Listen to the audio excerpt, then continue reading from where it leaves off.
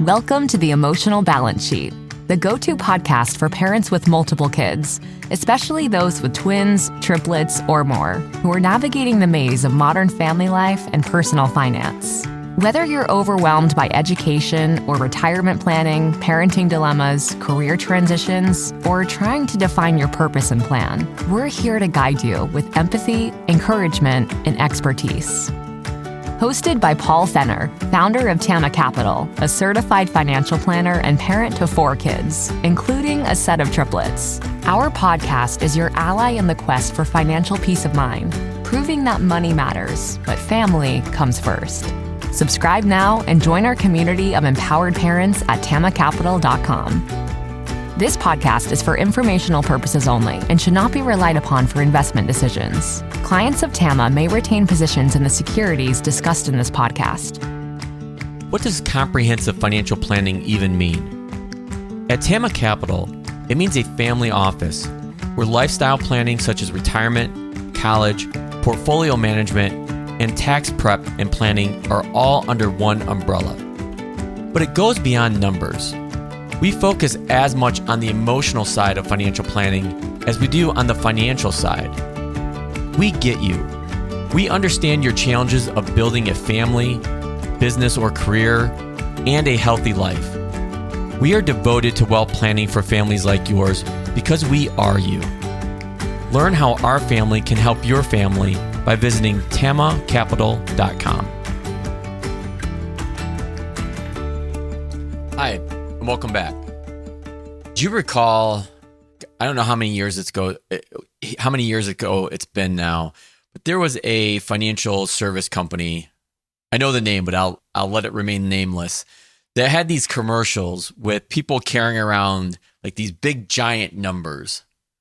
It was like how much money they needed to retire or something like that. And while I hope that we've all moved past finding out what our so-called number is, I thought about that when I came across this article that I'll link to in the Wall Street Journal. I would encourage you all to read it. It may have a firewall, so if you don't have a Wall Street Journal subscription, you might not get it. But I want to set this up. I still think you'll get the gist of my message and the points I want to make today. But the article centered on families who make over $250,000. So that means they're in the top 10% of all household income generators in the country, and they still don't feel rich. And what was interesting about this article was that one of the stars of the show, of the article, this family from Pennsylvania, stated that her and her husband earned about $350,000 a year. They owned their home in Pennsylvania, and they had a second home, a vacation property that they rented out on Airbnb.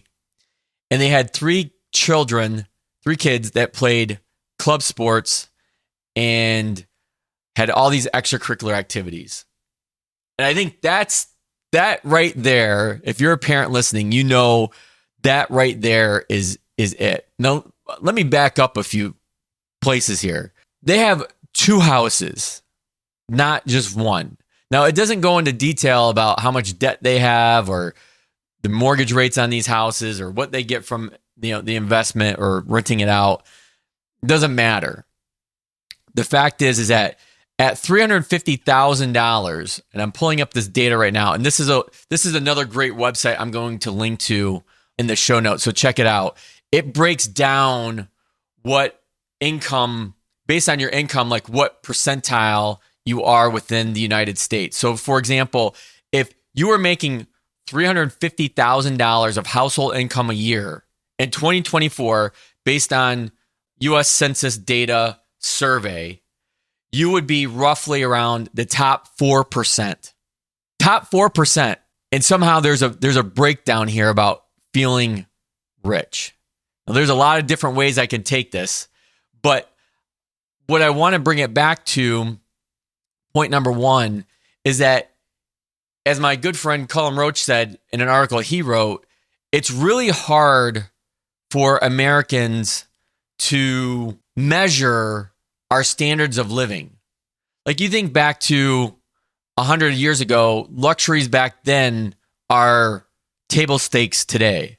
I'm going to be going on a overseas wedding anniversary trip with Teresa.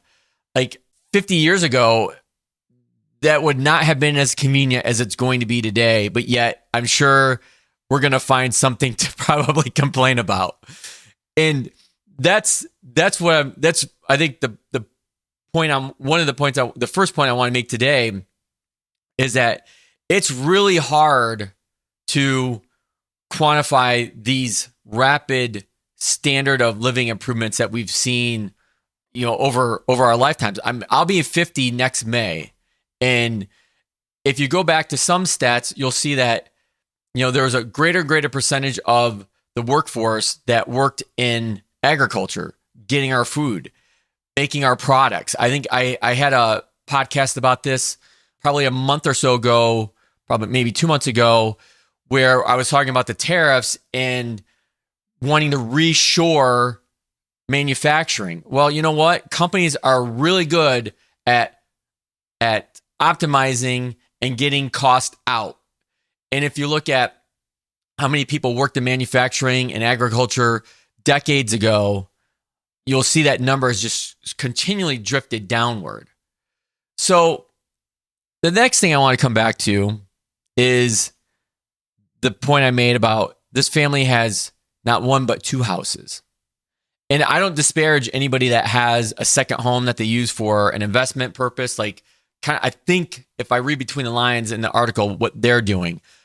Full disclosure, Teresa and I have a second home that we rent out. Where it really gets to parents is these kids and the activities. I think that's where people and families really struggle. And I've worked with families over the years that spend not thousands of dollars, but tens of thousands of dollars on club sports, on activities for their kids, you name it. And I think that is what's really different from years ago when I grew up. And I don't want to be that old guy, like get off my lawn. But, thinking back to my own childhood, like you played one rec sport every season and that was it. There wasn't a camp for this. There wasn't a camp for that. You weren't, going to an overnight camp for a sport. Maybe you went like overnight camp for something else. Maybe it was religious camp or, Boy Scout camp or something like that, but not like a sports camp that you're paying thousands of dollars for.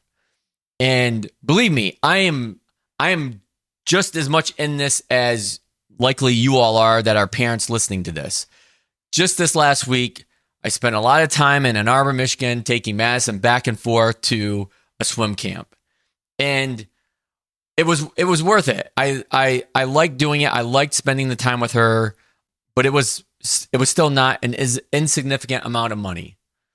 But I think when it comes to, this mark of feeling rich, it doesn't matter that modern life isn't hard. Human life is always hard and probably always will be. So while it's easy to see how life is easier today than it was 100 years ago, we've just created different problems for ourselves. And one of the phrases that Morgan Housel, it'll always be ingrained in my mind, is one of the challenges within life, financial planning, life planning, whatever you want to call it, is to get the goalpost to stop moving.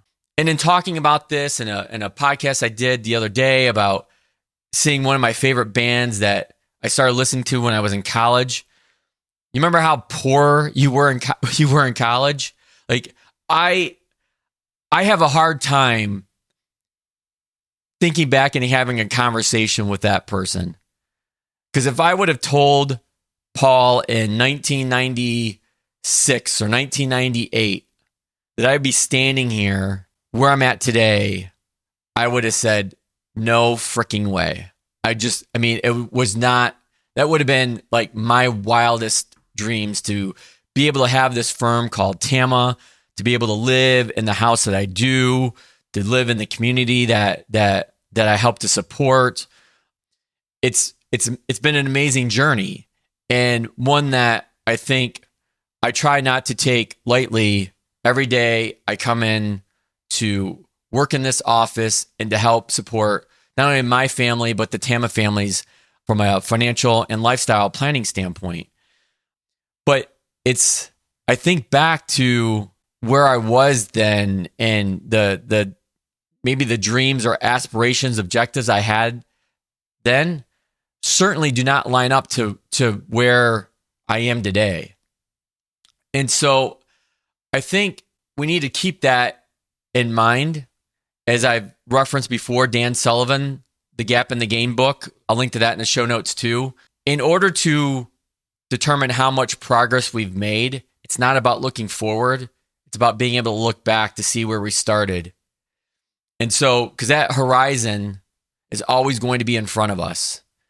And as I pointed out, as Morgan's pointed out, the real key is to figure out how to stop the goalpost from moving, which in this day and age with social media, as we've talked about before, is much easier said than done. And again, as Colin put it in his article, it's human life is always hard, no matter what we have at our fingertips, and likely always will be, because we'll always end up coming up with problems for ourselves. And once we solve those, there'll be new ones ahead of that. So check out the article, the Wall Street Journal article. I think you'd like it. I'm also going to share a couple other points that I mentioned in here, especially on the income spectrum, to see, like, I think this would be really eye-opening for folks when you look at your total household income. You can just pull this off your 1090 or 1040 and see like what percent that you're in. And I think you're going to be surprised that how high your income is versus the rest of the people that live in this great country. Now that you've made it to the end of another great conversation, are you looking for more? If so, head over to tamacapital.com, where you will find all of our conversations. Use the search feature to find the topic or guest you would love to learn more about. Also, don't forget to make someone else's day by sharing our show. Thank you so much, and we'll see you next time.